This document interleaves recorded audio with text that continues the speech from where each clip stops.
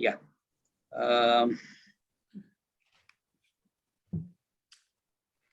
Good evening, Professor Rajshekhar sir. Good evening. Good evening, good evening, good evening. How are you? I will be only for a few minutes. Actually, I have a flight from Chennai to Delhi. I already conveyed to Professor Kala madam. Okay, Because okay. Friday, tomorrow is Saturday, Sunday, 2-day holiday. So I'm going to meet my family members. Okay, so that's fine. So we'll catch up some other time actually. Yeah. Okay, Professor Kala, then we can start, isn't it? Yes, yes, please. Yes, sir. A warm welcome to all of you. And I'm so glad and then grateful to Professor George, Professor Palori, and then Professor Rana Hassan, and Dr. Sridhar Krishna, and Professor Gayatri Devi, Professor Sodi, and then Dr. Ravindra, who has just joined.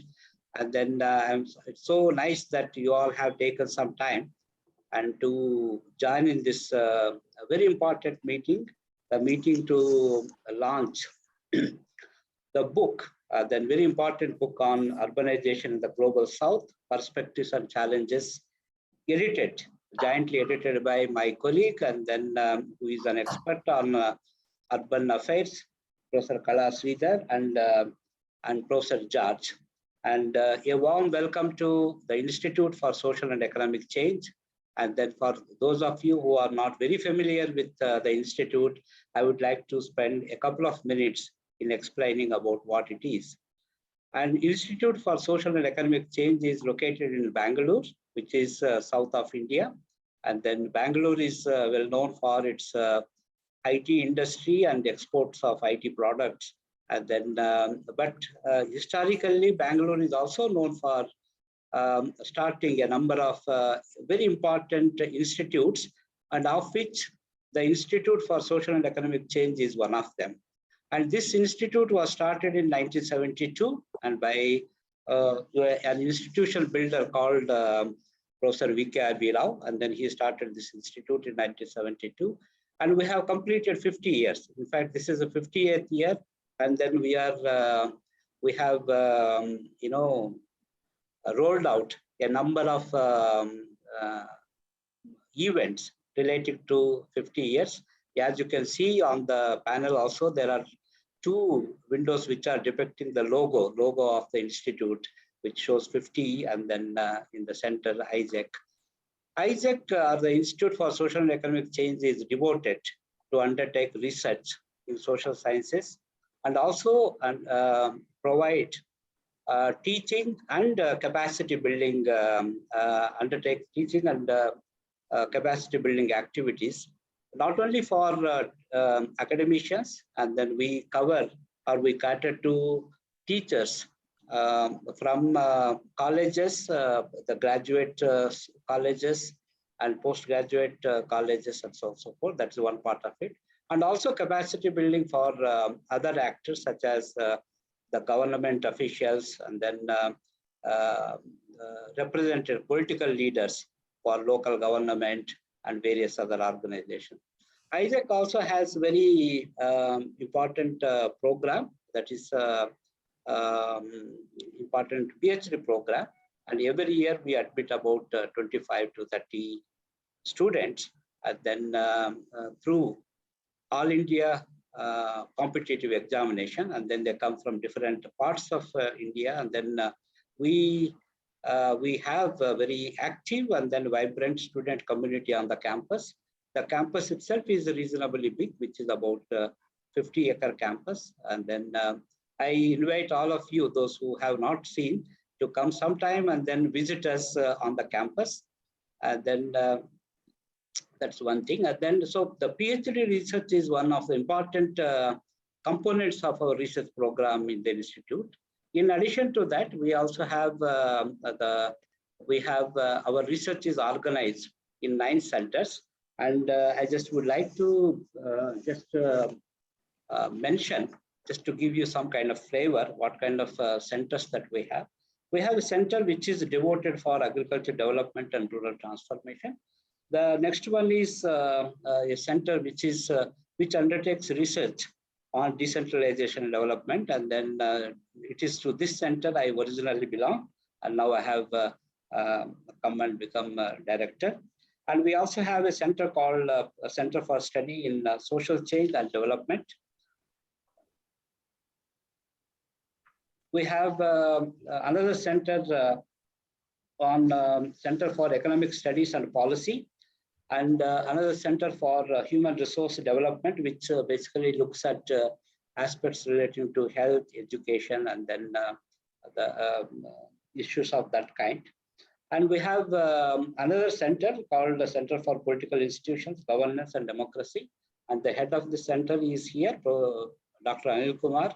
He is visible here. And then, and we have a Center for Ecological Economics and Natural Resources, which basically looks at the natural resources management, both from economic angle and also non-economic angles. And then this is also another important center. Then we have a Population Research Center. And these are all 8 centers, but we also have 9th center. 9th center is called Center for Research in Urban Affairs, to which Professor Sridhar belongs. And this center, because you're all interested in urban affairs, so I would like to mention a few areas in which the center is doing the research: sustainable urban finances, urban water and sanitation, city waste management, urban farm and suburbanization, urban land use regulations, urban governance covering informal sector and gender in public spaces, impact of technology on cities, urban transport, and so on and so forth. So like that, what we call CRUA, that is Center for Research in Urban Affairs, has been specializing in issues relating to urban finance, urban affairs. So we are very happy today that several researchers who are associated with CRUA, that's the center, they have written papers and in a book. The book is on urbanization in the global south, and this is being launched and this is being released. And this book is very important both for as a reference purposes as well as teaching, and then about which all of you are eagerly waiting to listen to, and then and also this thing. And then now I don't intend to introduce all the speakers in greater detail, and then I have requested Professor Kala to do this to undertake this task. And then I will now request Professor Kala Sridhar to speak about the book, and then and also introduce that. Over to you, Professor Kala. Thank you very much, Professor Achekar. Let me try and share my screen now. When we are all waiting for the screen to pop up, I hope everybody is able to see this. I would like to join Professor Achekar, the director of the Institute, and welcome all the distinguished panelists, my own co-editor, Dr. Sudhir Krishna, who is a member of ISEC's board, and many of my colleagues, faculty members, and students who are present. So we are really delighted to see all of you here. And what I would like to say is that I'm also very delighted that this book launch event is part of 2 very important milieu kind of events, one for the Institute and another for the country, for India as a whole. As Professor Achekar has just mentioned, ISEC has just turned 50 this year. So this is the golden jubilee year of ISEC. So that is the icon you all see here. And so I'm really delighted that this is my 10th book, actually 4th edited, but 10th book overall. So my 10th book is being released in the Golden Jubilee year of the Institute. That's the first thing I would like to mention here. And the other thing I would like to mention here is that this is also a very important milestone for the country as a whole, because this year, I don't know how many of you know this, many of you are here from outside of India. So India is celebrating its 75th year of post-colonial independence this year, and we are going to run up to the 100th year of independence from 2022 to 2047, when we will become a century-old independent country. So, so this is also a very important milestone for all of us, and we hope that this book has a lot of lessons, and hopefully we think that it will set a lot of good precedents for urbanization to follow in the next 25 years of this century of independence and urbanization for India. So what I will do is now, I hope everybody is able to see the slide on origin, importance, and the objectives of the volume. So let me mention that the origin of this volume was in an international conference on mega cities. The conference was originally held on mega cities a few years ago. However, we subsequently invited a substantial number of papers from the smaller and medium tier towns as well. So this is how the genesis of the volume actually started. And just like Professor Rajshekar mentioned that there are some unique attributes about ISEC, that the very same attribute also applies to this volume, which is that one, it is very, very multidisciplinary in the sense that there are a lot of social scientists like political scientists and sociologists, economists, geographers who have contributed to this volume. One, that I would say is the first unique attribute of this volume.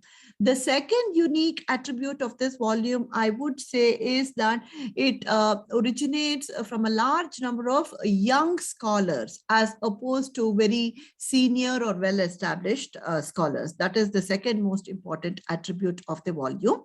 The third and final most important characteristic of the volume is that it draws upon case studies and research from several countries in the global south.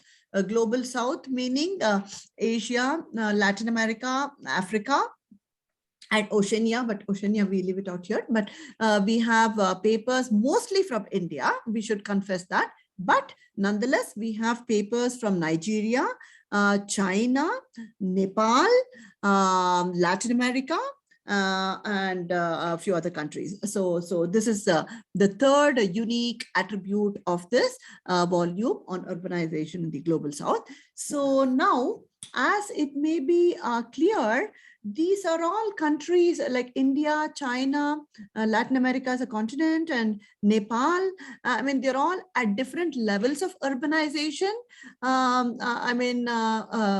Dr. Rana Hassan, he's with ADB, he would readily recall that Nepal is only about 18% urban, 1/8, right? 18% urban. India is just about 31%. In 2021, India might be about 34-35% urban. And Africa is a little bit more urban. China is definitely more than 50% urban. Latin America is the most urban of all. We also have a contributor from Buenos Aires. I hope that she's also here. So Latin America is about 90% urban. So the least urban is Nepal, the most urban is Latin America. So we have a lot of different challenges that are associated with different levels of urbanization, which we study in this volume. So what are our objectives here? So the first objective is for us to understand in this volume, to review if the challenges of urbanization are different across levels of urbanization, or they are the same, right? One. And secondly, we do know that we are aware that urbanization is blamed for a lot of ills on this planet, ranging from pollution, crime, congestion, food insecurity, climate change, and so forth. So we want to really examine the relationship between urbanization, economic growth, and poverty reduction, one, and also the relationship between urbanization and food security. So in this, we look at a lot of negative externalities of urbanization, so to say. In addition to this, what we do in this book is to examine the status of public services, and this is mostly focused on India cities, but we also look at the impact of finances in the mega cities of the country. So that is one significant part of the volume, I should say. And I think this is the most important part of our economic, social, political history, where we are all worried about public health given the pandemic. So there is a chapter in the book that also looks at the status of sanitation, public hygiene, and their implications for the urban poor, taking the case of Bangalore. Now, as all academicians and economists, we want to ask this question of, so what, based on all this research. So there is one part of the volume which basically addresses the implications for urban governance policy and practice, mainly in countries of the global south. So the organization of the volume is as follows. Part 1 basically deals with urbanization, economic growth, and the relationship with poverty reduction, and the relationship separately of urbanization and food security, and food and livelihood security, right? Because livelihoods are really very important in the post-pandemic world. And part 2 basically deals with urban public finances and the delivery of basic services like water supply, sanitation, roads, and so forth, because they're all very important for the economic efficiency of cities. Part 3 basically deals with the negative externalities of urbanization. Here we primarily look at a couple of case studies, one from India and another from Nepal, as far as air quality is concerned in India, and Nepal, I think green spaces, public and green spaces. The final part 4 deals with governance, urban governance in India, China, and Latin America, and where they are actually headed. So what I just do is that the first one is an introductory chapter authored by me and Professor George Mavrotas, and I think George will talk some more about that in his presentation following mine. So I don't want to linger a lot on that particular chapter. Now, part 1, basically, as we promised, relates to urbanization, economic development, poverty reduction, food and livelihood security. So here there are 3 chapters.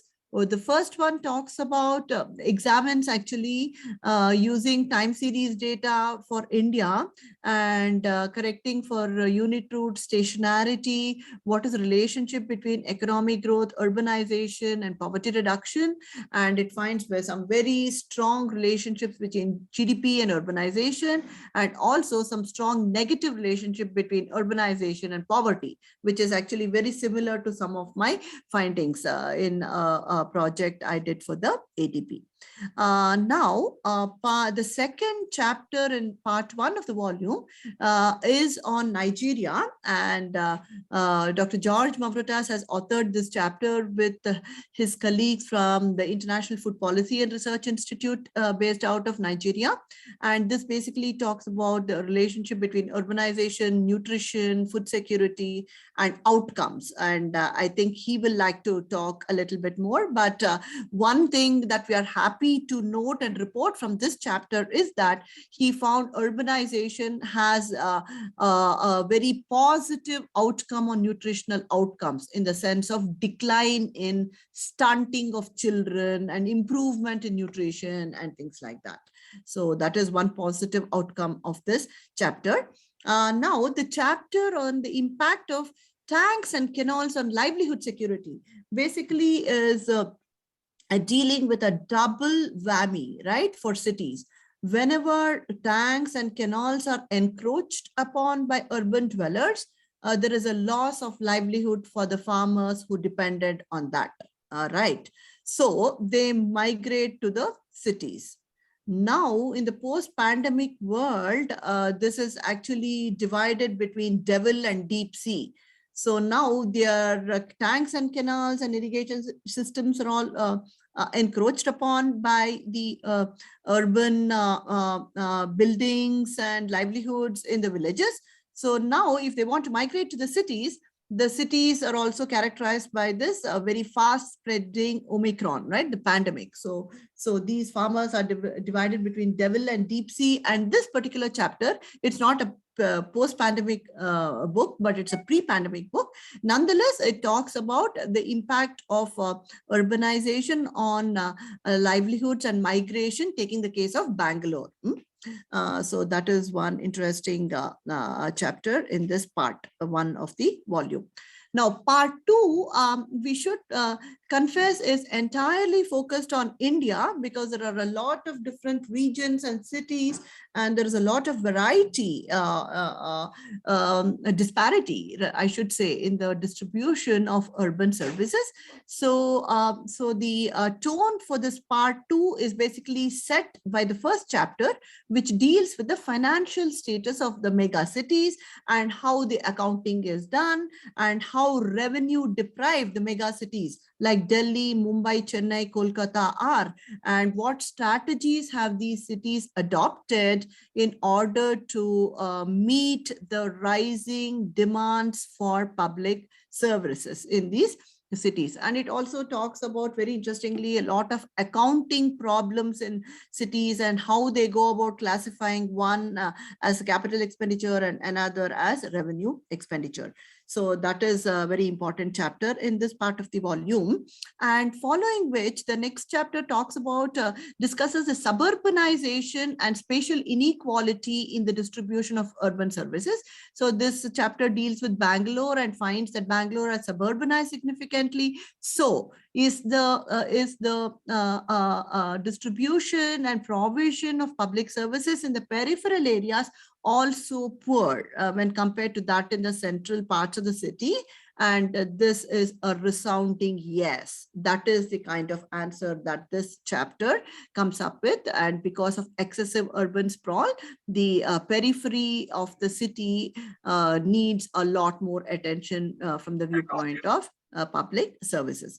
Now, the next chapter actually relates to this closely, and it questions the underlying assumptions in the setting of norms for core civic services in our cities. The Ministry of Urban Housing and Urban Poverty Alleviation basically sets 135 liters per capita daily for water supply, but all of us have urbanized, our incomes have improved, and our living styles have changed. So is the and all of us have washing machines. So is this 135 liters per capita daily still a good standard for us to judge and benchmark the cities on? So it actually, this paper on using data from Pune and Hyderabad finds that Pune is actually not wanting that much of water supply, but they are receiving more water than the citizens actually want. So is there a need to revise these norms, is the kind of finding that this chapter comes up with. And we also have a couple of chapters in this part which talk about public participation in water in megacities. And this particular public participation paper talks about Ahmedabad, takes the case of Ahmedabad and says that, look, water is not a free resource anymore, and these are the cost components, and these are the things that we need to take into account in the pricing of basic services like water. So that looks at Ahmedabad. And the next paper on water reuse in the megacities of Asia looks at Delhi and basically tries to understand the implications of reusing water and wastewater in the interests of conservation of a very important natural resource. And as I said earlier, the last paper in this volume deals with the sanitation impacts and hygiene behavior of Bangalore slums. And interestingly, one finding from this paper is that the non-notified slums actually had some worse diseases from water contamination when compared to the slums actually. And that is also consistent with the research that one of my students is doing on urban poverty. Now, I come to the last real slide of my presentation. As we promised, part 3 of the volume discusses urbanization and externalities, negative externalities, most importantly. And the first chapter here deals with Nepal, one town in Nepal called Bhaktapur, and how public participation and the role of all the stakeholders involved, like civic society, civil society, played a very important role in reconstructing public spaces in this small town in Nepal. And now the next chapter in this part deals with the air pollution conundrum in Delhi, and there's a very interesting chapter which basically deals with the assumption that the approach to air quality in Delhi has to come from a much wider regional and non-local perspective in order to understand the problem better and also propose better solutions. So that is the air quality paper from Delhi. And the final paper in this part on negative externalities deals with the peri-urban poor, taking the case of Kolkata. And this basically talks about the gradual loss of wetlands in eastern Kolkata, and narrates the experiences of the women, urban poor women who were actually dependent on the wetlands there, and how real estate and all these things have taken over with the rapid proliferation of infrastructure projects in Kolkata. Now, the final part of the volume deals with policy and governance. And the first chapter here discusses the challenges of local governance in Bengaluru. And here we find interestingly that the demand for improved public service delivery comes largely from the peripheral areas, which is actually the same finding which we have from one of the earlier chapters. Because of Bangalore's urban sprawl and suburbanization, the public services are quite poor in the peripheries. So that is the one finding that reinforces our earlier finding. And the second chapter here talks about, by Zoomin Zoo, this discusses citizen participation in Shanghai's urban development, primarily the citizen participation in a housing requisition in Shanghai, and finds that economic compensation is not really the important part for citizens to consider when they are looking at a housing redevelopment project to move to a different place. And the penultimate chapter of the book talks about immunization for mega cities, and taking the case of Bangalore. And there's a very interesting paper which basically looks at the importance of unique characteristics in cities that determine the success of immunization. So this paper finds that not only the human resources are important for immunization, but also multi-linguistic skills, communication strategies are really very, very important when we have to roll out immunization to the urban poor in Bangalore. And I and the co-author of this paper also wrote a newspaper article in the context of the COVID vaccination, how this can be extended to that kind of perspective. Now, the final chapter of the volume deals with the urbanization challenges of Latin American megacities. And there are a lot of similarities between the challenges being faced by Indian megacities and also the Latin American megacities in terms of infrastructure, planning, and basically there is a constant confusion even in Latin America about what is the goal, what is the means, and what is the end. And policymakers always try to get confused between the means and the ends to achieve the means. So this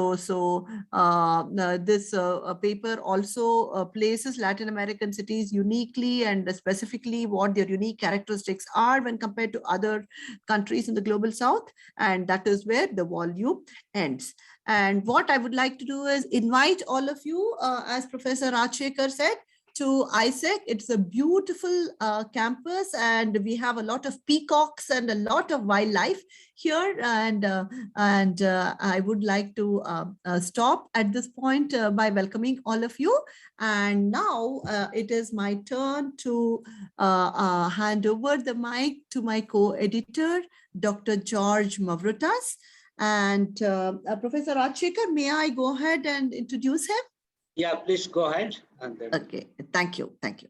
So Professor Mavrotas, he is a leading development economist, and he is currently a full professor at the Institute of Development Policy at the University of Antwerp in Belgium, and he's been previously associated with IFPRI, Nigeria. He was based out of Nairobi, and he was also chief economist of the Global Development Network, and he was based out of Delhi for several years.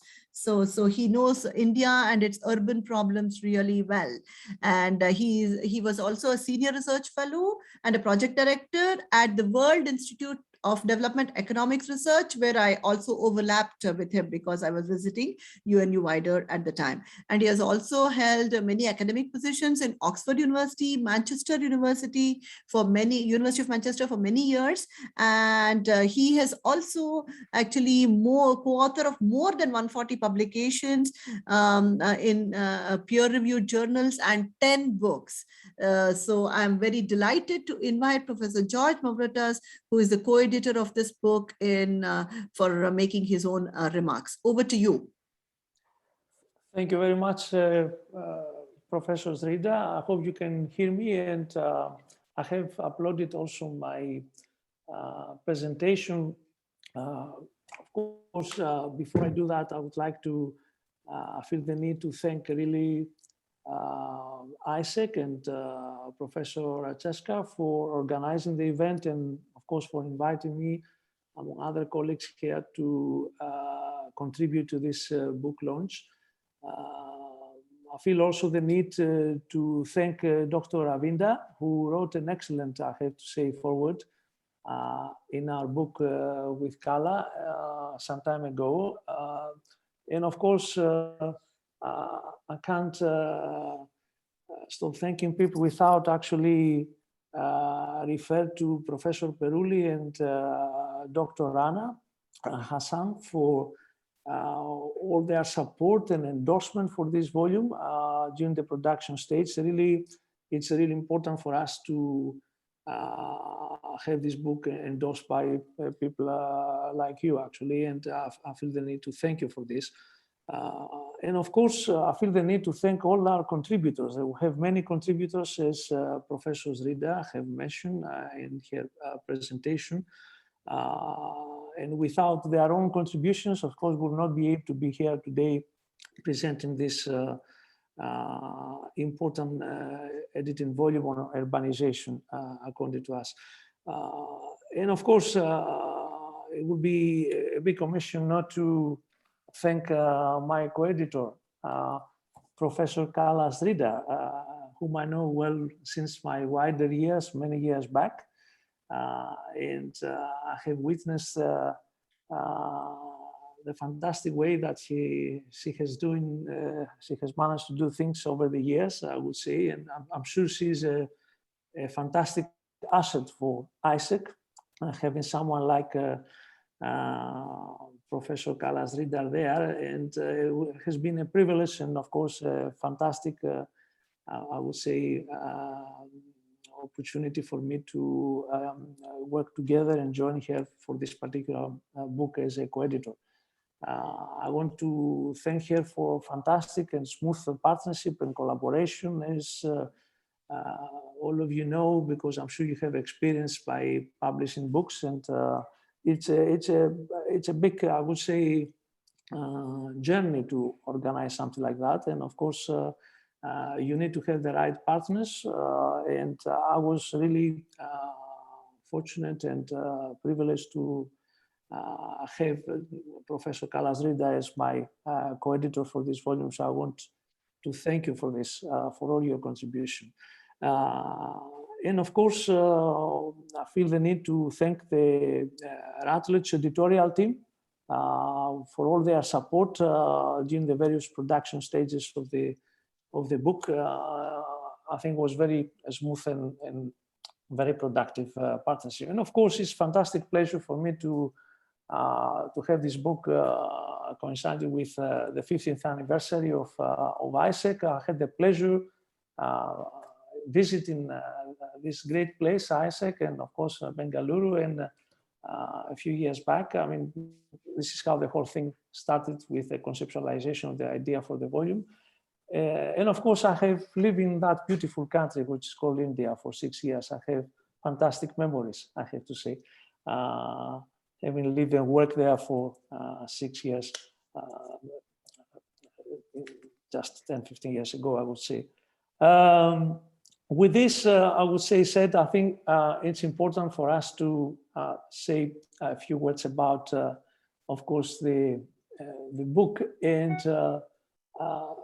about more than 10 years ago, I think it was in Foreign Policy magazine that it was argued that the 21st century will be dominated not by America or China, Brazil, or India, but by the city. And of course, in an ex-post assessment, 12 years after this was said, certainly we have witnessed a remarkable, I have to say, growth of the urbanization across the globe, with significant developments in the global south in particular, I would say, on this particular front. And also we have a consensus, which is usually not the case by many international organizations, regarding the projections that by 2030 urbanization will increase to almost 60% and to about 70% of the world's population by 2050. These are, of course, this is spectacular change, I have to say, by any comparisons. And of course, India, China, and Nigeria will lead the urbanization process in the forthcoming decade. As we all know, it's given now that India, China, and Nigeria will be also the most populous countries in the next few years. And of course, this has important implications on various fronts, which go also beyond the urbanization process. And of course, talking about the volume now, the focus is, of course, my co-editor has already mentioned before, is in the global south. And given these countries account for a majority of the world's population, but significantly less, of course, proportion of world income, consisting of Africa, rapidly emerging Asia, and of course, Latin America. At the same time, I think it's important to mention that we have plenty of evidence now accumulated over the years by, I would say, a number of scholars, including important contributions, for example, by Professor Ed Glaser at Harvard and others, regarding the important positive effects associated with urbanization process. Urbanization can certainly has enabled the flows of knowledge, the division of labor, the movement of goods, and the combination of labor and capital that help, of course, transform places into rich ones. But at the same time, of course, we have plenty of evidence which seems to suggest that externalities also are part of the urbanization process, including contagious disease, including, of course, congestion and crime. And important scholars such as sociologist Professor Saskia Sassen, for example, has mentioned a number of times that, of course, cities are complex, I would say, entities, but at the same time are incomplete systems. And therefore, it's very important to delve deeper into the whole, I would say, contribution of cities into the urbanization process in the broad development, I would say, agenda. And of course, urban poverty is also emerging as a central challenge in this important research and policy area, particularly in the global south. We have, as Professor Sridhar mentioned in her presentation, also a paper on this particular topic as part of this volume. In this book, of course, we focus on India, China, and Nepal, and in emerging Asia, Nigeria, and Africa, as already mentioned, and Latin America cities in general. This group of countries, while populous and, of course, demographically young, are also characterized by certain unique features which have accompanied their rapid growth in the recent decades. But at the same time, it seems that there is a broad consensus, I would say, that the future is urban, and this is a reversible trend. So this is the way forward. And of course, ignoring the emerging challenge, I would say, on the urbanization front, would have disastrous implications for the urban poor, the ecology, environment, and food security in the global south. So in this particular context, I would say the intellectual contribution made by this volume is in a way to predominantly understand how challenges are important at various levels of urbanization, and what, of course, we can do about that. At the same time, this volume also is characterized by substantial variety and experience at the country and regional level. For example, in Nepal, community participation seems to tackle even the most difficult challenge of public space.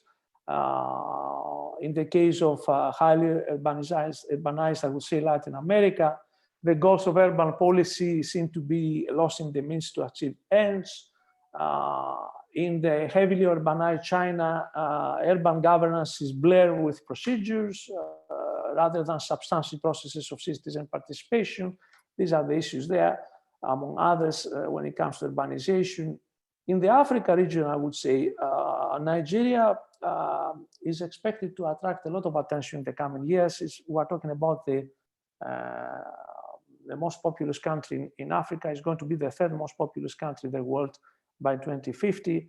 Already almost 190 million people there. And of course, there are numerous challenges associated also with food security in view of the various problems associated with the lack of agricultural transformation, at least to the degree that is necessary in order to deal with this huge demographic challenges, I would say, in the years to come. And of course, in India, which is a medium urbanized country, the challenges are manifold, from the level and quality of basic services as water and sanitation.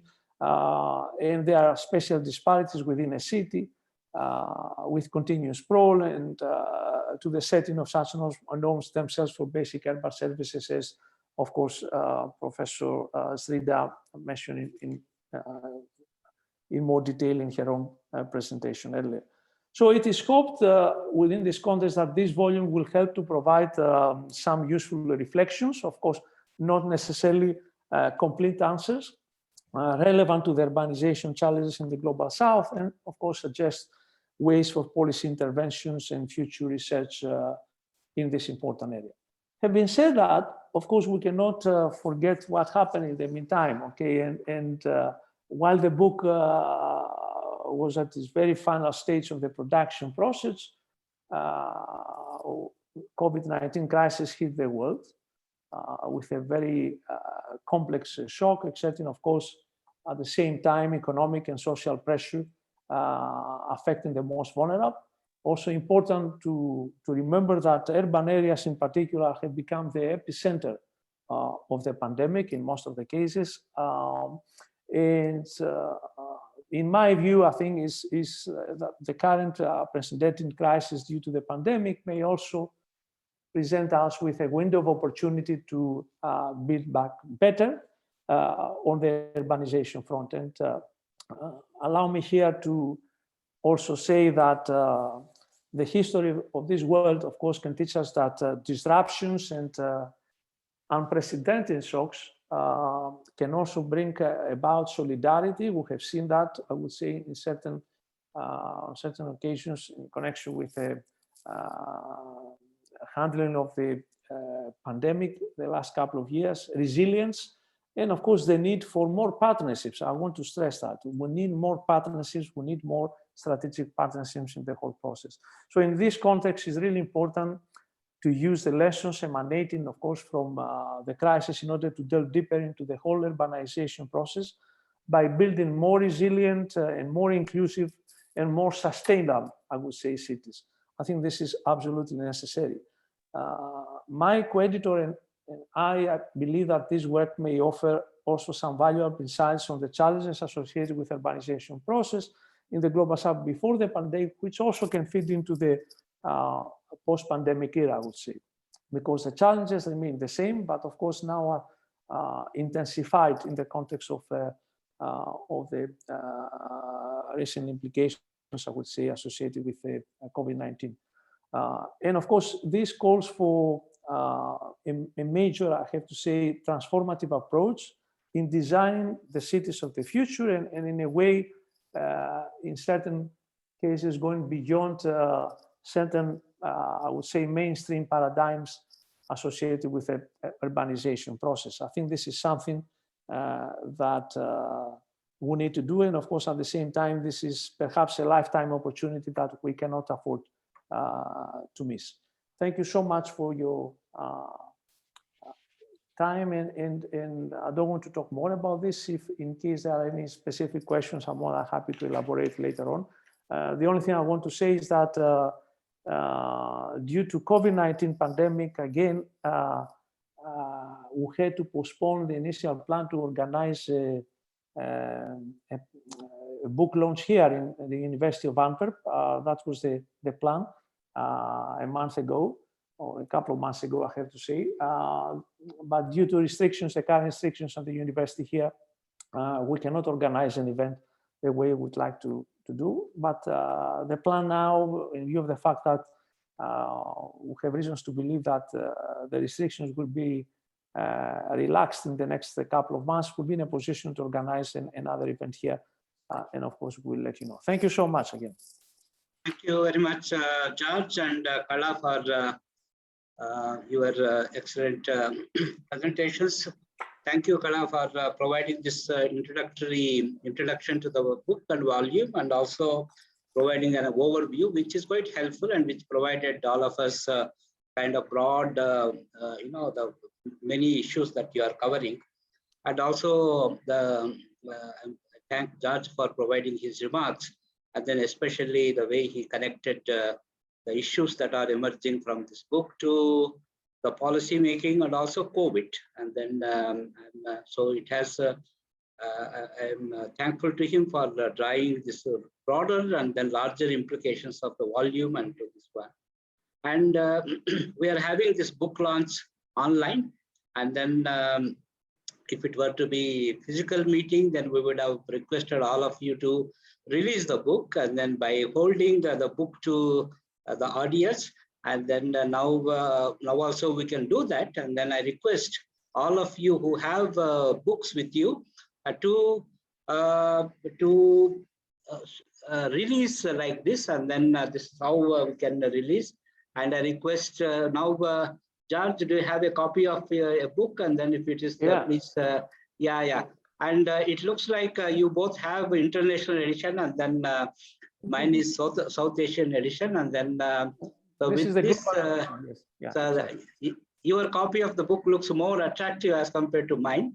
So that's what it is. And then, yeah, thank you very much. And then with this, we are releasing the book, and then so thanks a lot. And then we will now move on to the next next things. And then I have a pleasure in inviting Professor Paolo Perulli, Professor of Economic Sociology from University of Professor Paolo. I don't have, I cannot really pronounce this one.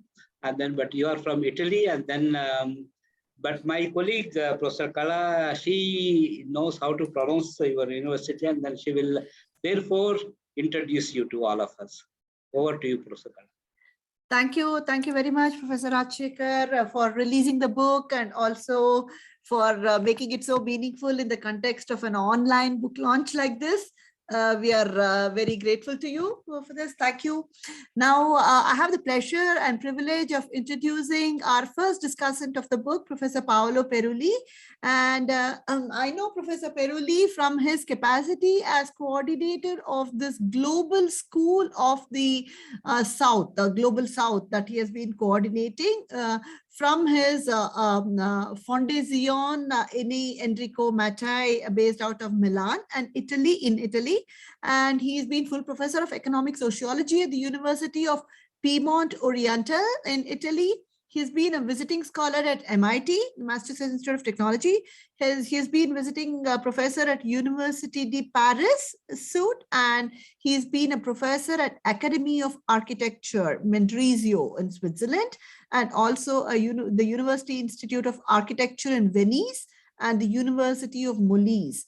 And he is the author of the 2017 Routledge book, The Urban Contract, Community, Governance, and Capitalism. And I'm delighted to share that he is an editorial board member of this journal called City, Culture, and Society, which is an Elsevier journal. And he has basically written also the testimonial for this book. And now I invite Professor Perulli to make your remarks about this book. Thank you so much, and over to you, Professor Perulli. Thank you, Carla. Thank you, George. Thank you, Isaac, for inviting me. I was delighted to read the book and to learn a lot from reading.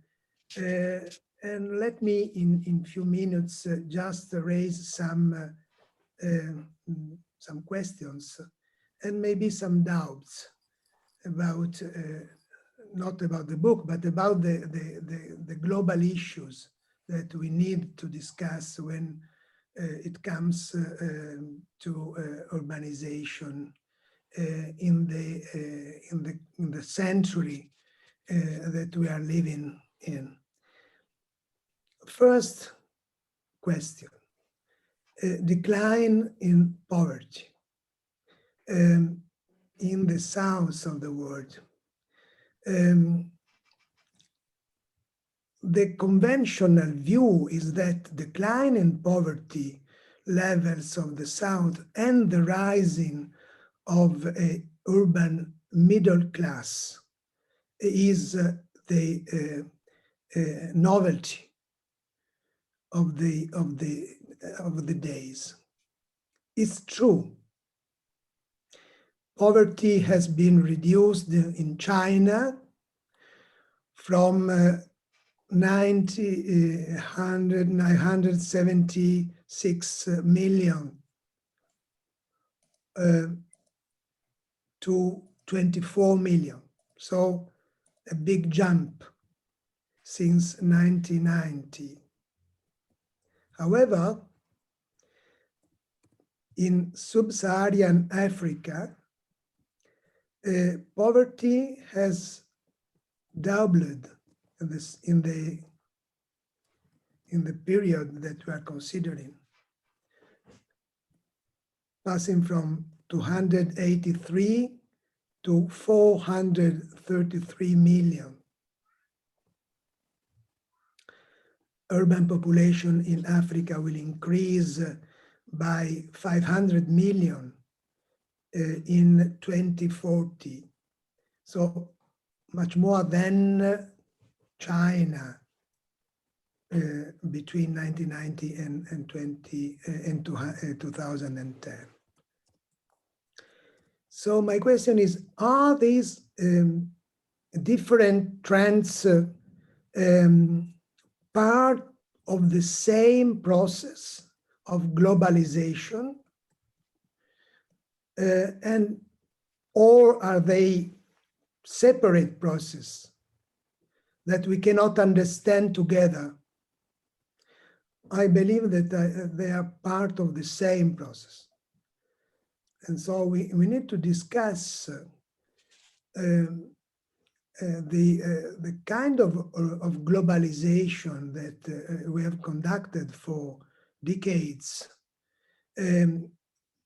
giving this kind of double result. From one side, reduction of poverty, from the other side, increase in poverty. Is this globalization able to cope with the challenges that we are going to have in the next decades, or should we change globalization patterns? it is generally accepted that urbanization is the way forward for developing countries. And again, let me discuss this point.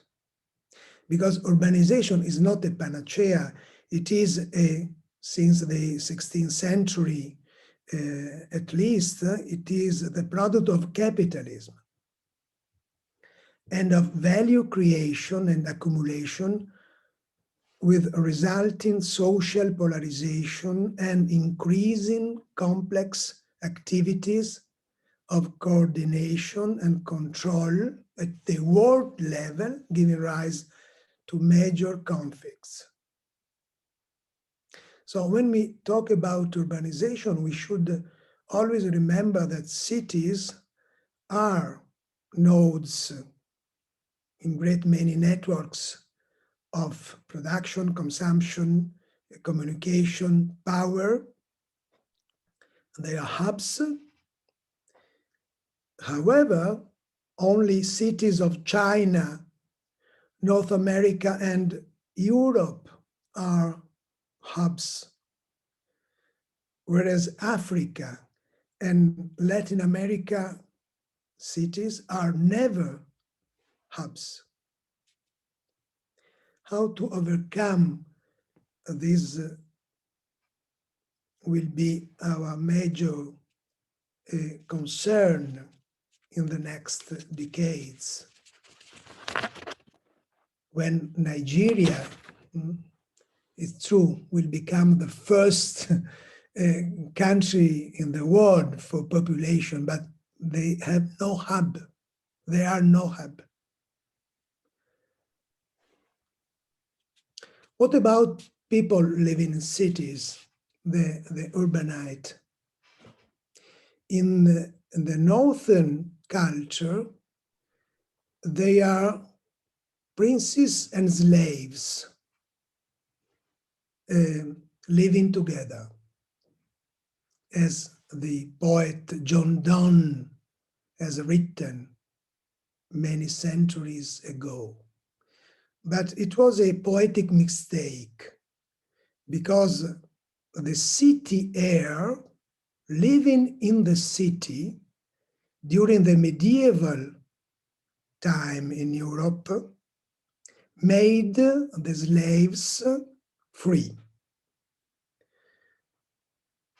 So since then, capitalism, of course, has created a new social strata, a modern bourgeoisie, and a proletariat. Today, a small power and economic elite, and a large neo-plebs, enormous neo-plebs of people lacking both in the north and in the south of the world what is needed for a decent life. And in between the elite that is driving this process and the neo-plebs, which is suffering the process, there is a we are the creative class, the intellectual class in between. And we have a role which is in the north and in the south of utmost importance.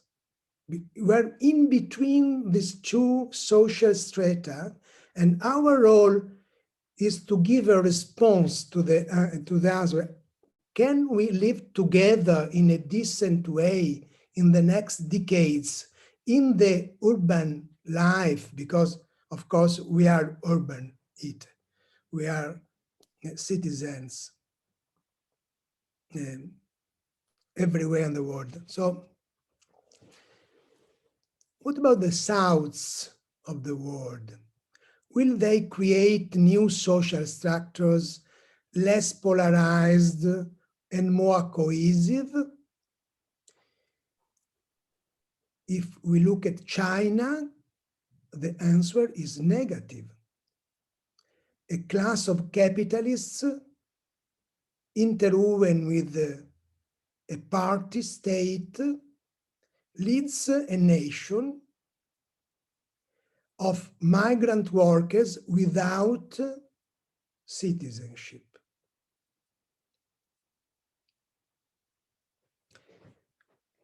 With a very limited urban middle class in between.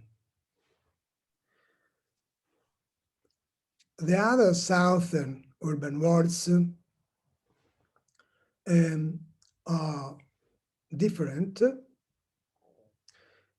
People live mostly in improvised lives, as Abdulmalik Simone, one of the leading southern urban scholars, has written in a wonderful book. Their lives are a peculiar kind of exposure to the larger world and express a material resistance to urban policy and design. The majority of urban population in the south of the world resist to urban policy and to urban design. Kala Sridhar's report about urbanization reducing social inequalities in the long term in Indian cities deserves attention. She underlines positive and negative urban externalities coexisting within cities.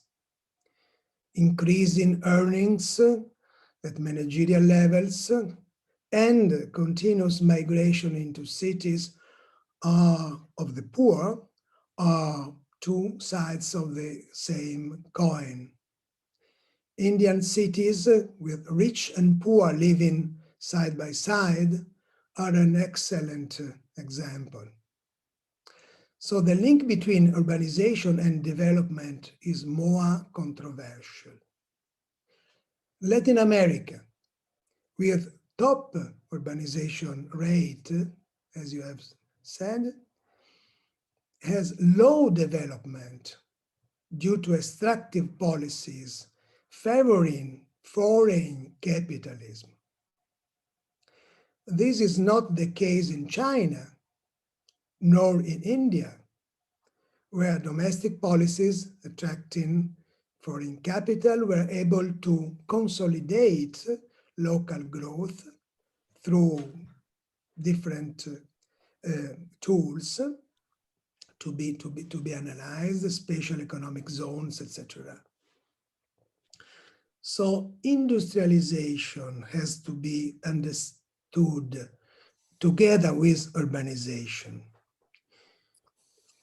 Industrialization, not urbanization per se, has accelerated growth in a wide range of developing countries, as shown by Diao, Macmillan, and Roderick, three economists. In contrast to the East Asian experience, China, none of the recent growth accelerations in Latin America, Africa, or South Asia was driven by rapid industrialization. So following Max Weber, my favorite economic sociology, urbanization, industrialization, free labor, the state, and universal legal rights have been components of capitalism in the Western experience. But this is not the case in the south of the world. In China, universal legal rights are forbidden. In India, Africa, industrialization has not been developed. In Latin America, industrialization has been premature and followed by premature deindustrialization. What is not taken into account in the Weberian discourse between the role of the state and the planetary urbanization and industrialization, what is not taken into account, and we have to take into account now, is the new conflict between man and nature. Today, this conflict between man and nature is the new challenge in the north and in the south of the world. This book focused on key natural resources, water, air, etc., helps us understanding the critical nexus between urban capitalism and nature, the true next challenge. Thank you.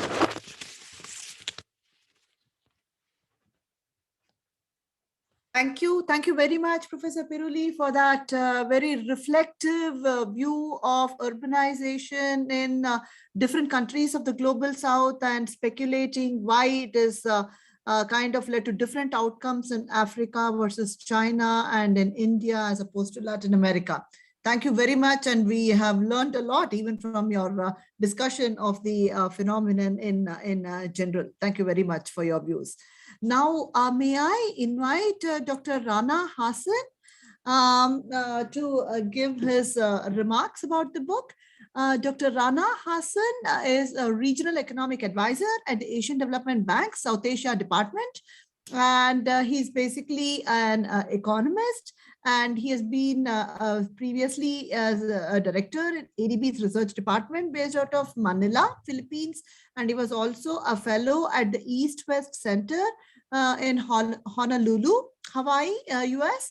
And Rana has published in a lot of very high impact journals like the Journal of Development Economics, RISTAT, as it's called, Review of Economics and Statistics, World Development, a Journal of Comparative Economics, and he has co-edited 2 volumes on trade and labor-related issues. And Rana holds a PhD in economics from the University of Maryland in College Park, and a master's degree in economics from the Delhi School of Economics. So thank you very much, Rana, for agreeing to be a discussant of this book, and over to you for your expert views on this. Kala, thank you so much. Actually, it's really a privilege to be here, and thank you so much for asking me. I've really enjoyed the discussion so far, and Professor Rajshekhar, thank you also, and to ISEC colleagues, and of course, Professor Sridhar and Professor Mavrotas for putting together such an interesting volume. I have to admit that, as Kala, as you know well, urbanization is something that I have come to through my research on jobs. And essentially, a lot of my work really has been on this issue of industrial development, things like trade policy liberalization and industrial deregulation, and how that has impacted workers. And in continuing, the work, the thing that several people would say, and what struck me is that cities are so fundamental to this whole issue of jobs. We see so many people coming to cities, this whole process of migration, and partly in our region, this is really being accelerated by the fact that agriculture is just becoming less and less productive. As we see that families are growing larger, land sizes available to each farming household are getting smaller. It quite naturally, there's exit taking place from the farm. And as Professor Piruli put it very nicely, this movement of people to cities, it's absolutely not an automatic mechanism that people will come and there will be all these great agglomeration benefits. In fact, if I could start with the last chapter, which is on Latin America, this point is made very nicely in this volume, that just because you have this mass of people concentrating in the city, just because there is a city that's becoming more and more dense, simply does not mean that you're going to see all these beneficial things. And I think Professor Perulli said it very nicely, that really, when we talk about urbanization and growth, that key link really is industrialization. Now, what we can see in today's world is that some of these services, modern services, which are so important. In fact, Professor Sridhar, the city you're in India, I mean, that's really the poster child, if you will, for the knowledge economy and for services which are very highly productive. They're very well paying, and they are definitely highly tradable. And without a doubt, this is a sector which is really an engine of growth. But the challenge is that this is a sector where perhaps a very small proportion of the labor force is going to actually be able to be directly employed in. You have to be very highly educated. You have to have these advanced skill sets, etc. So we then go back to this issue of industrial development. And I think this business of having to balance out these agglomeration economies, make sure that this congestion is not there, is a central one. Now, if I may say, if I can just come back to now the volume, for me, this was a very interesting volume. As I've mentioned, my own work, Kala, as you know well, as the work we did together, has been much more focused on the job side. The cities as places where firms locate. But for me, it was very, this is really an excellent manuscript which shows the nuances that the city is so much. The city is connected to issues of health, of issues of livelihood. This issue that you brought up about outcomes in health, malnutrition getting lower.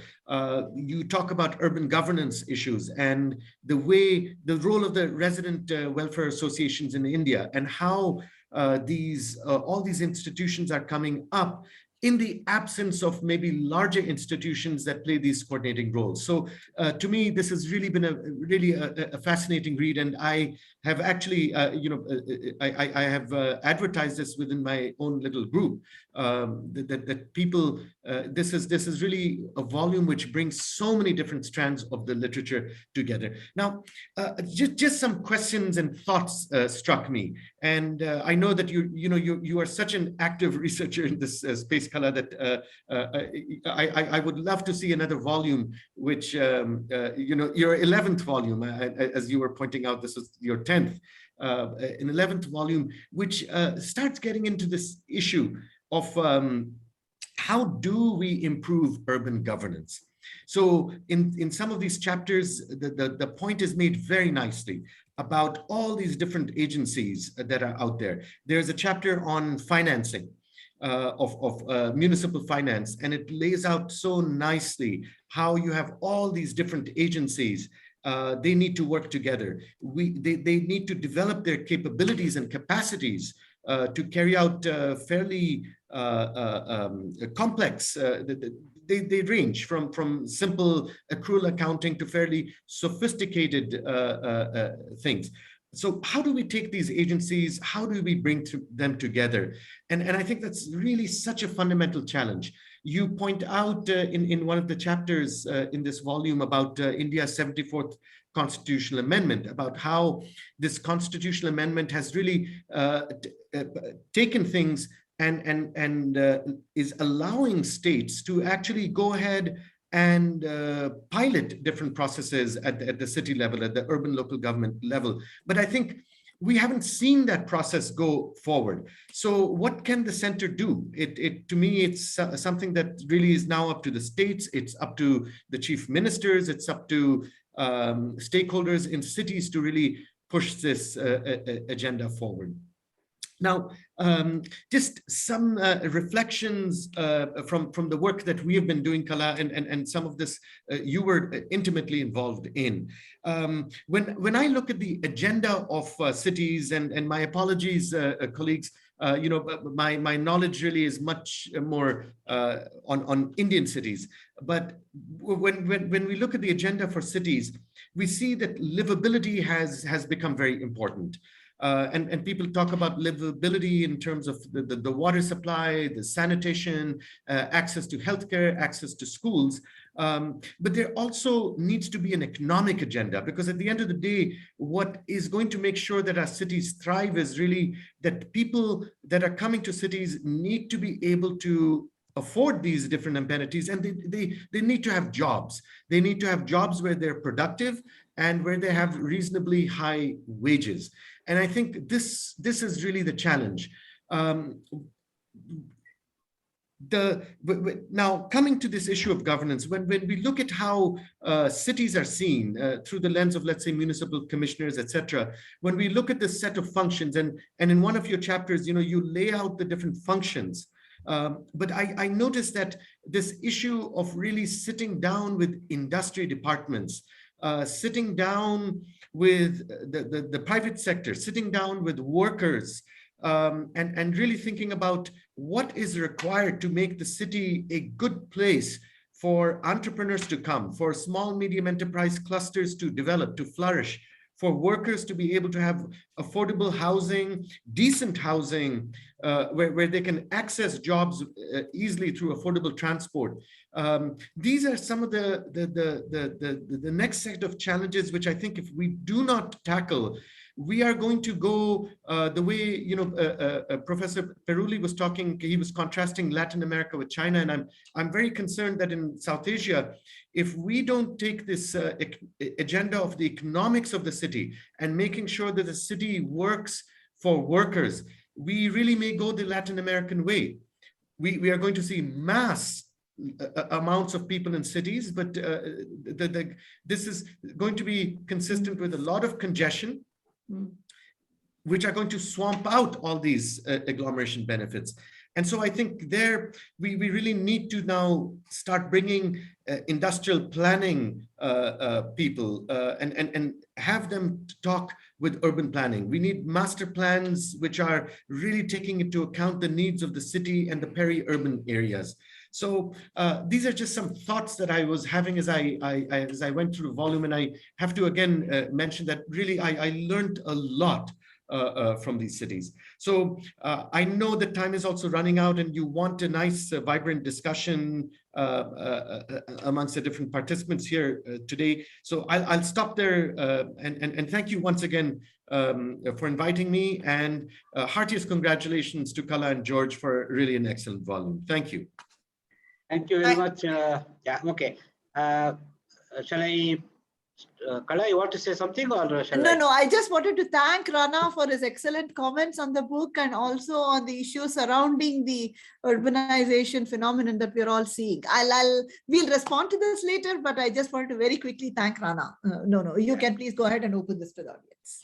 Sure. I thank both Professor Paruri and Professor Rana Hassan for these excellent comments. And then I'm struck by the comment that Professor Perulli made, that urbanization is not panacea for all the the problems that we have, and then we often associate urbanization with growth and then income to people, and then reduction in poverty and so on and so forth.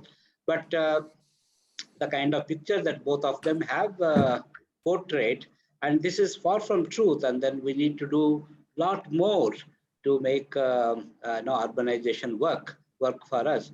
And then just wanted to tell to both all the people who are present here. In fact, Karnataka government, the provincial government here has realized that this kind of problems are there as far as Bangalore is concerned. They're worried about spatial inequalities and poor urban governance and also lack of interagency collaboration. These are the points that Professor Rana Hassan had just now mentioned about them. And in fact, they want us to look at how to fix some of these things. In fact, Professor Kala will probably lead a big team of researchers to do research and then make suggestions to provincial government. This is something which I wanted to tell to you, and then I think this is the time that we also open the discussion and then invite our friends and then colleagues and others who are here, and then I request them to ask any questions or clarifications, and if it is so, please unmute yourself and then please ask. So anyone would like to go first? Yeah, then Professor Sunil Lautial. Oh, thank you, sir. Thank you. Thank you for this opportunity. And I would like to congratulate my colleague, Professor Kala Sitaram Sridhar, and Professor George for bringing this valued publication. This is very much required as far as densely populated countries in South are concerned. And India has to deal with this issue very aggressively, and I'm sure there are the solutions which are quite doable, because Professor Kala had discussed this before, and will be very helpful for the policy makers to implement them rightly for the sustainable urbanization of country. India is already having 5 megacities and 2 more by 2030. So out of 33, 7 are in our country.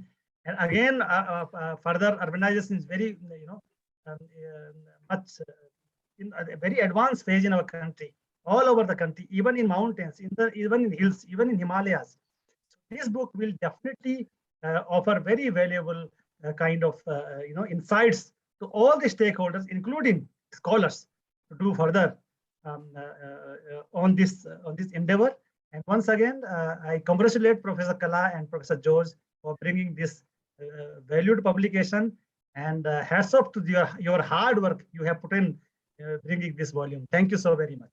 Thank you, Professor Sunil. And then anyone else? I see. I want to Anil, please go ahead. Yeah, thank you, Professor Rashekar, and congratulations, Professor Kala and Professor George. And it's a very rich discussion, and I enormously congratulate you for a wonderful book. Hopefully I'll read it soon. But before that, I just want to make a point that urbanization has also consequences for modernity in South Asia. And these benefits of modernity are non-economic benefits. That is, people get liberated relatively when they reach cities. That's point one. And people are relatively free in an urban society than they are in a rural society. And this is something, this concept of freedom, social freedom and political freedom, relative social and political freedom from extra economic constraints such as caste and tribe, and even religious restrictions are the major attractions for driving people to cities. So cities have a certain modernity which is inescapable, even if city provides sufficient economic benefits or not. That's one point I would like to say, and I would like to hear from you. What do you say about this?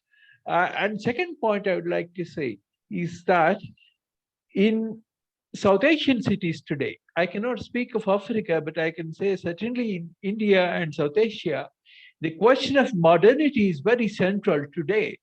As the communal riots and communal conflicts increase on the grounds of religion, caste, and so on and so forth, we need to have some attention paid to the superstructures, to suggest to Professor Paroli, that we need to pay attention to non-economic aspects of urban life as well.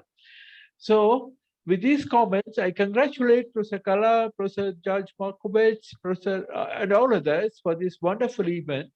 And I thank Professor Rashekar for having given me this opportunity to intervene. Thank you, sir. Thank you, Anil, for bringing highlighting this positive externality of modernity, and then also the need to look at non-economic aspects. Anyone else would like to make any Professor point? Yeah. Rajshekar? Yeah, yes, yeah. Dr. Vishal, please go ahead. It's a pleasure as always being associated with ISEC. And I could see, I've read this book. In fact, I bought it about a month back. I've read this book and I've given it to our state government library also. So working as a public policy practitioner and implementer, I've seen that how we can utilize the learnings in urbanization sector across water and sanitation and now presently in education. So we have a lot of intersection happening when we take, as we call it, as a system design. So to design better policies, to implement them better, this book has been a good facilitator. So I congratulate Professor George and Professor Kala for this. Thank you very much. Thank you very much, Dr. Vishal. And then any other clarification or any question or comment? And then otherwise I will, now, yeah, Dr. Gayatri Devi, please go ahead. No, I just want to express my grateful thanks for kindly inviting me to participate in this, Dr. Kala and the director. It has been extremely rewarding. And I'm especially thankful to Dr. Paulo because he has raised excellent sociological insights in that. In fact, I was just thinking that the intriguing issue is to balance human rights with development. If some country has excelled in better cities or whatever, I think at what cost is the question, because we have been hearing lots of rumors, stories about such countries where the human dignity has been put to such shame. And as he has rightly pointed out, we have the princes and the slaves living together. That is an excellent observation. And in fact, MDGs already spoke of urban poverty in one of the 8 MDGs, and now even the Sustainable Development Goals have the time till 2030. But I also wonder that much of the problem in the so-called urban areas is because the problems are there in the rural areas. So I think there should not be any negligence of attention to the villages, because if the villages are sorted out, then I think much of the urban problem may be sorted out also. And I would like to bring to the notice of others. Of course, in India, we know about this. The idea which was mooted by a former president of India called Pura, P-U-R-A, that is providing urban amenities to the rural areas. In 2003 and 2005, it was launched, and then it underwent some nomenclature changes. But the question I'm trying to raise is what has happened to all these decades of efforts to improve the rural as well as the urban? And people like Professor T.K. Oman long back spoke of the rural-urban continuum, that we do not know where the village ends and where the cities begin. So are we making the villages urban or whatever? That also has to be taken note of, because a lot amount of exchequer, the state government's budget has been spent on such efforts. So where has all the money gone, and why the people are still commuting? And we also have the ambitious program of NAREGA, as it is called, an abbreviation for giving employment in the villages to even address not just migration, but the associated issues of child school dropout, child labor, etc., etc. So I think a good stock of attention, maybe the book, because I'm still ignorant of the contents of the book. I'm very eager to read that. Thank you very much. And I will really ponder a lot over the observations which have been raised by the excellent panelists here. Thank you very much. Thank you very much, Dr. Gayatri Devi. I think we have had quite a bit on our on your plate, so to say, Professor Kala and Professor George. I think now I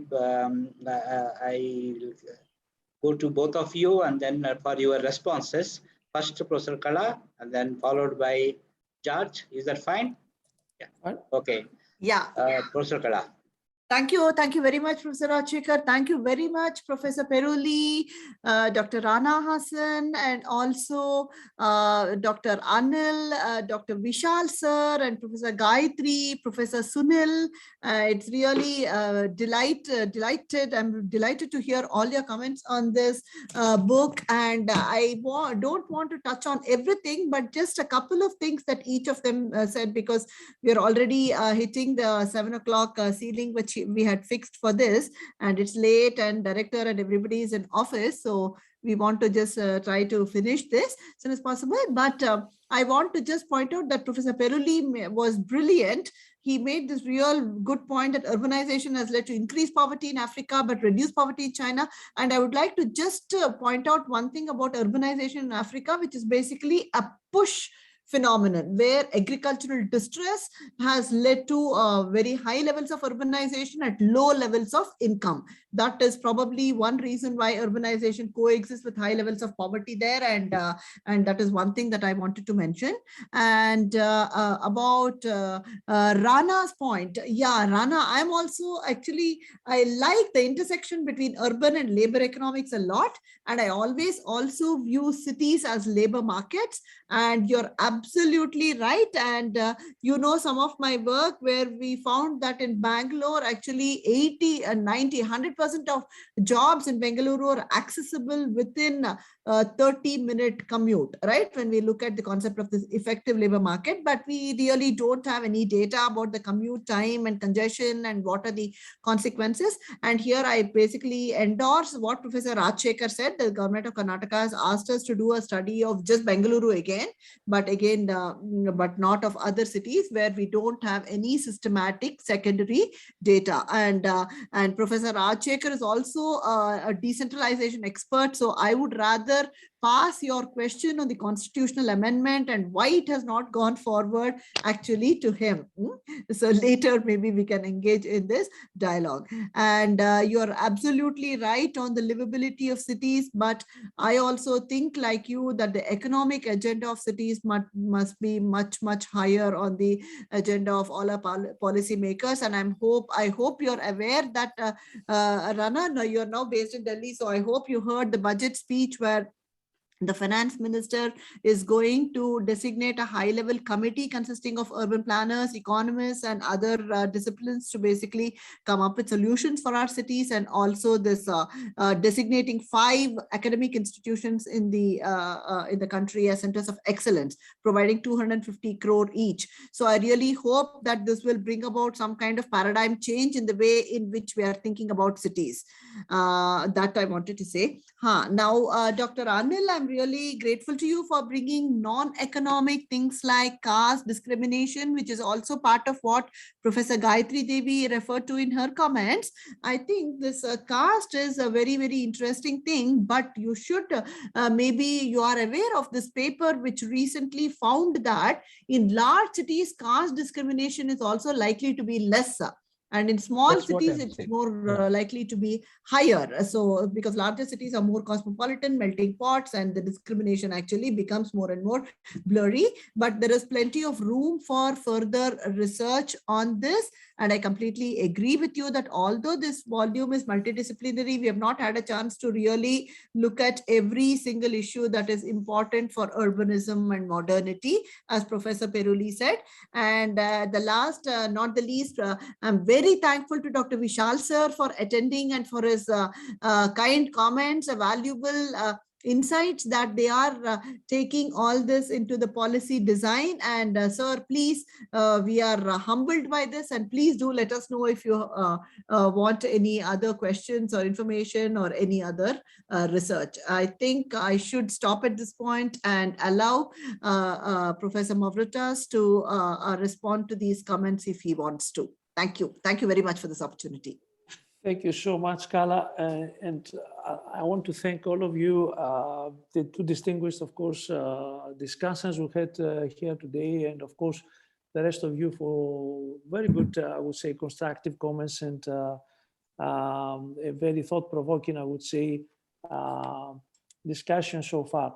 Allow me just, I would say, less than 5 minutes to reflect on some of these important comments that were raised by the 2 discussants and, of course, some of the participants in today's book launch.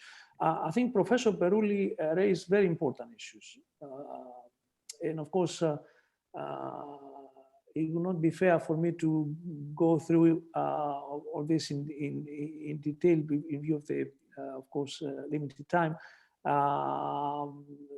because we may need to let others actually talk about this as well. But my view is that he's absolutely right when he talks about the different, I would say, picture that emerges when it comes to the overall impact of, I would say, the correlation between urbanization and poverty reduction, because obviously we cannot talk for sure about causation in this case, but certainly the Chinese case has nothing to do with what we can witness right now in the case of Africa.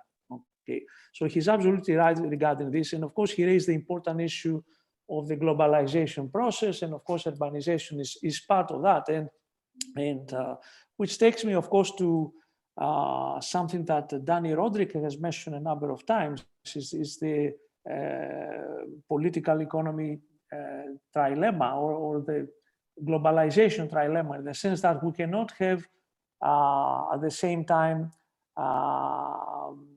we cannot be as policymakers, or we are not in a position to meet all these challenges at the same time in terms of policy objectives, namely globalization, democracy, and sovereignty. So in a way, this is what we have seen in certain countries. They have chosen actually to go ahead with two, but not all of them at the same time because of this particular globalization trilemma. We have seen that in China at the expense of human rights and the rest. And Professor Perulli was absolutely right in raising this important issue. And we have seen different approaches in different regions of the world, different countries. And of course, India is a notable exception of a democratic country that always prioritizes, I would say, the need to share global prosperity with the citizens and the rest. This is part of the Indian democracy for years. So we have variations, which is something that we cannot control. It's absolutely inevitable. But at the same time, Professor Perulli raised a very important issue, namely that what happened in Shanghai will not necessarily happen in Lagos, in Nigeria. Nigeria cannot be necessarily a hub. And I think he's absolutely right, because the fact that we have very substantial level of urbanization in Nigeria right now as we speak does not necessarily mean that the enabling policy environment is there in terms of infrastructure, in terms of governance, to make things happen, and of course change the whole, I would say,